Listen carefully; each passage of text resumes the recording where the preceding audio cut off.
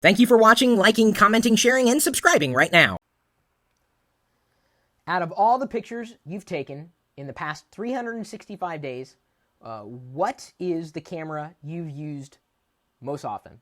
And you're welcome to respond in the comment thread. I'm going to go ahead and read from the live chat box here during the TLDR broadcast, the Locker Gnome Daily Report, which is something that we produce live on YouTube every day at 3 p.m. Pacific. Today is no exception.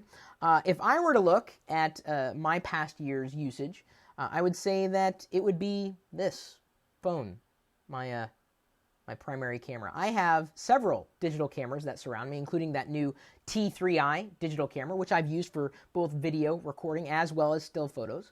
And, you know, depending on the need, I've actually found the camera on my iPhone to work better in certain situations than the lens that I might have carrying around with me on the T3i at the time. This is obviously not a DSLR, not anywhere near a DSLR, but you don't have to have a high-end camera to take high-end pictures. It's less about the camera and more about you, the person behind the camera. I have point-and-shoot cameras that I've used for various photos or videos, even here in the home. I did, just the other day, the Lego dinosaur review. I used this camera largely because I could focus dynamically as I panned around. I needed something that was super wide angle, that had pretty good audio, and that had really good optical image stabilization. And I just didn't have that equipment anywhere else other than on this point-and-shoot camera. I could have used the iPhone, and it seems like a lot of people here. HeyU34 says Droid Incredible. Metal Coat 1000, My Touch 4G. Spring 794, my iPhone 4. Carriester, iPhone. Smofkin 5 says iPhone, obviously, or just phone, obviously. I use the camera on my phone a lot, says Fancy Nerd. The best camera is the one you have with you, and I'm not the one who's originated that quote. I believe that one goes to Mr. Jarvis.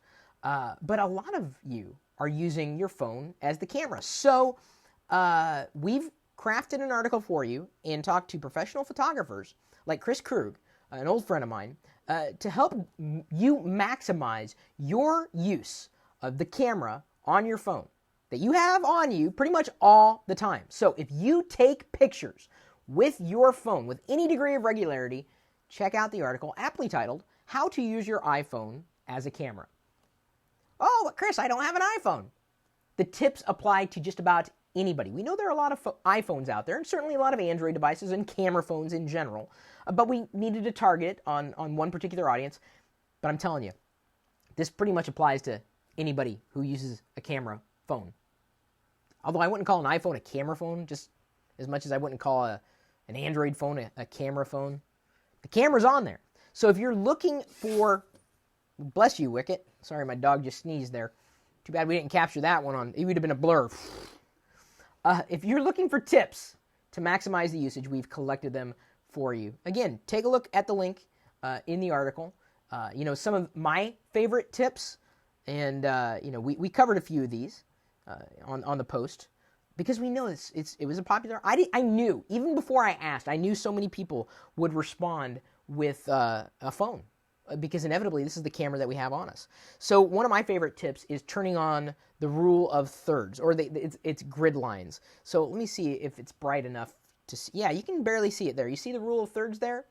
If you align the subject, instead of in the center, if you offset it onto one of those lines, it's actually going to create, I don't know if I have it exactly on one of the rules of thirds, a much more, well, mathematically speaking, pleasing image. You don't have to center your subject every single time. The grid lines are there for you to align various objects to create potentially more dramatic photos.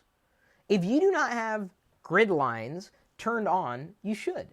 It's applying the rule of thirds to your photos, and that is the number one, I would say, camera tip that I would have to share with anybody. But your phone, and I know the iPhone has it, but your phone may likely have the grid lines there as well. Use them. Your photos will turn out better. Use those points, that little tic-tac-toe board. It's there for a reason, to help you take better photos. We've got so many more tips to share related to cameras, and photography, and specifically phone photography. Yes, it is a skill. There's a lot of software available beyond the default apps that might come with your phone. We've outlined, as I said, a few of those suggestions in the article that we've linked in the description, how to use your phone as a camera. Whether it's an iPhone or a smartphone with a camera, it doesn't matter. Everybody can benefit. In fact, I'm going to go to the article right now and make sure I +1 it and tweet it and like it on Facebook, and you should too.